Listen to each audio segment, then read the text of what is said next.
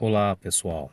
Graças a Deus, mais uma oportunidade de estarmos aqui juntos para aprendermos de Deus com a sua palavra, para mais um dia, né?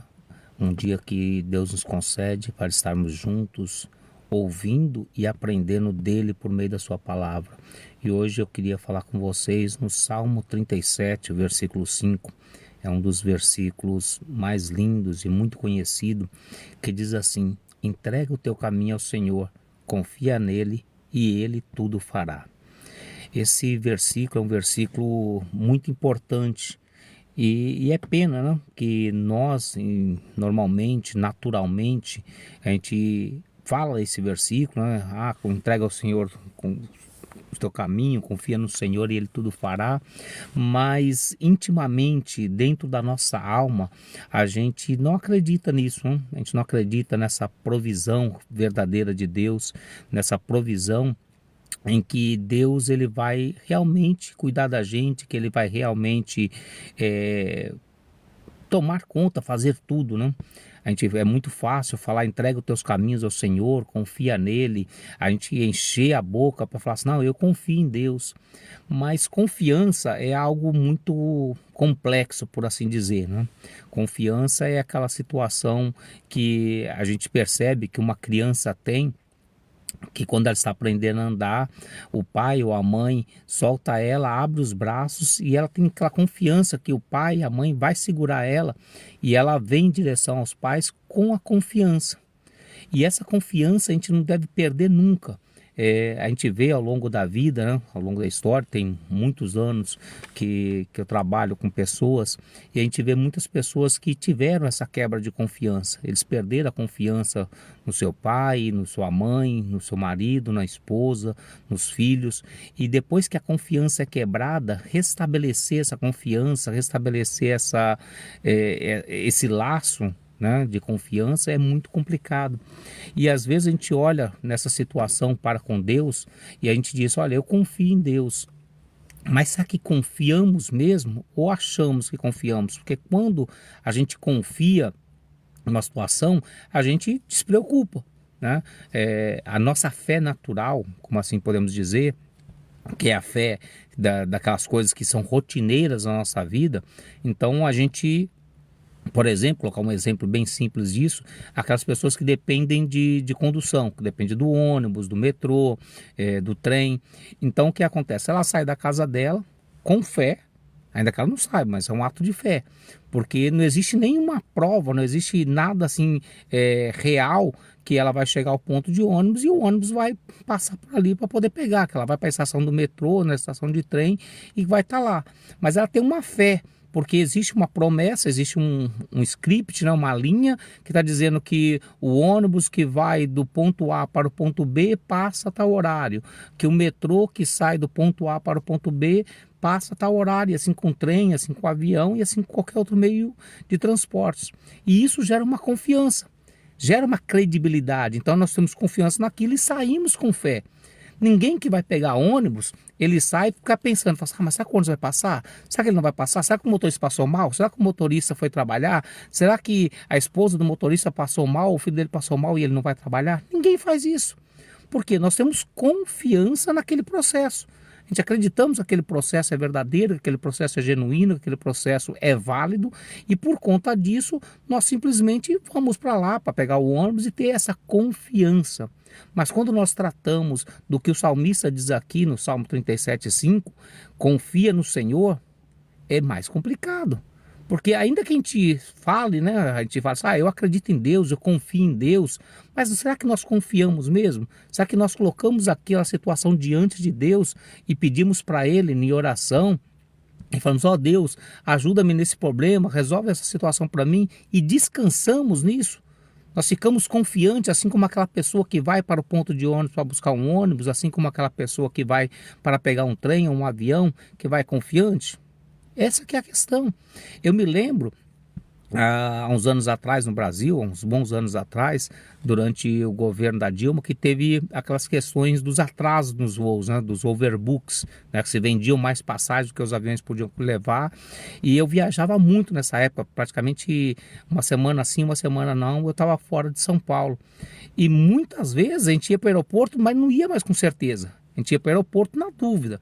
A gente não marcava um compromisso com certeza, porque a gente não tinha certeza se ia conseguir pegar aquele voo. Então, normalmente, eu sempre quando viajava aos domingos para poder estar segunda-feira na cidade que eu estaria. E eu comecei a viajar à sexta-noite, marcar a viagem para sexta-noite, para tentar chegar, se viesse realmente o voo, chegar no sábado, ou muitas vezes aquele voo que era para sexta passava para o sábado e muitas vezes para o domingo. Eu já cheguei a pegar voo, eu tinha que estar em Fortaleza, saindo de São Paulo, até em Fortaleza na segunda de manhã, marquei na sexta-feira e só cheguei na segunda-feira de madrugada. Porque não haviam voos, aí era uma confusão, e você ia para de São Paulo, você ia para Brasília, ou ia para o Rio de Janeiro, ia para outras capitais, ficava esperando outro avião, era uma confusão terrível. Então você já não tinha fé naquele processo. Já não era uma coisa que você sabia, falar assim, eu vou sair daqui e vou marcar reunião para tal hora que eu vou chegar lá. E a nossa confiança em Deus muitas vezes é dessa forma. Muitas vezes nós temos essa confiança em Deus, mas uma confiança desconfiada. Mas será que Deus realmente vai fazer? Será que Deus realmente ouviu minha oração? Será que Deus ele não tem outra coisa mais importante para fazer do que ouvir a minha oração? Afinal de contas, eu sou tão falho, eu tenho esse erro, tenho aquele problema, aquele outro problema. E nós deixamos de confiar plenamente em Deus.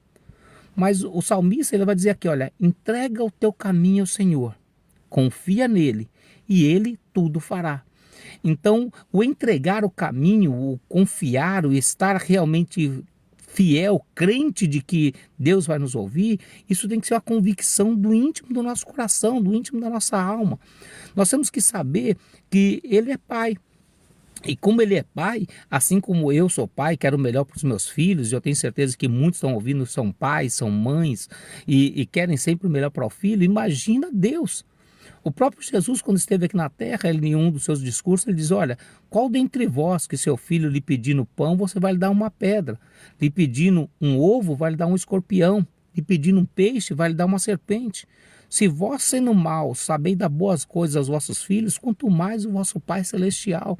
Então, Deus está no céu, Deus é bom. O próprio Jesus disse assim, quando o homem chama ele de bom, ele fala assim, olha, não existe ninguém bom senão Deus. Deus é bom, a essência da bondade é Deus. Então, indiferente da situação que você possa ter feito na sua vida, indiferente da situação que você esteja passando neste momento, Deus continua sendo bom. Deus não vai ser mal porque você é mal ou porque você praticou obras de injustiça. Muito pelo contrário, o seu atributo, que é o atributo de bondade, não muda nunca. Indiferente dos atos piores que eu tenha feito, se houver arrependimento no meu coração e eu me colocar diante dele, tudo aquilo que eu fiz, a própria palavra diz que é lançado no mar de esquecimento. Existe a justiça de Deus, Deus vai ser sempre justo. Ninguém que planta limão colhe laranja doce. Quem planta limão vai colher o limão e vai ter que sentir o azedume do limão. Mas você tem tempo de mudar aquilo que você plantou, você tem tempo de mudar a semente que está no seu campo. Você tem tempo de corrigir aquilo que você fez errado. Mas Deus, na sua infinita misericórdia, continua sendo bom. Ele vai estar ouvindo a tua voz. E quando você chegar diante dele, fala, Senhor, nas tuas mãos eu entrego meus caminhos. Eu confio em ti. E agora eu vou realmente, como aquele que vai para pegar um ônibus, sabendo que o ônibus vai passar lá, o trem, o metrô, o próprio avião. Essa confiança tem que ser reativada em nós, para que nós possamos ter confiança plena em Deus. E assim vai se cumprir a palavra que diz aqui no Salmo 37:5. Entrega o teu caminho ao Senhor, confia nele e ele tudo fará. Aí sim você pode descansar em Deus, pedir e saber que vai ser realizado as suas coisas em Deus. Nós vamos ter essa convicção plena em Deus. E isso é muito importante para as nossas vidas, porque nós precisamos reafirmar essa confiança em Deus. Nós precisamos reestruturar, readquirir essa confiança em Deus. Nos dias atuais, com tanta tecnologia, com as coisas do imediatismo, né?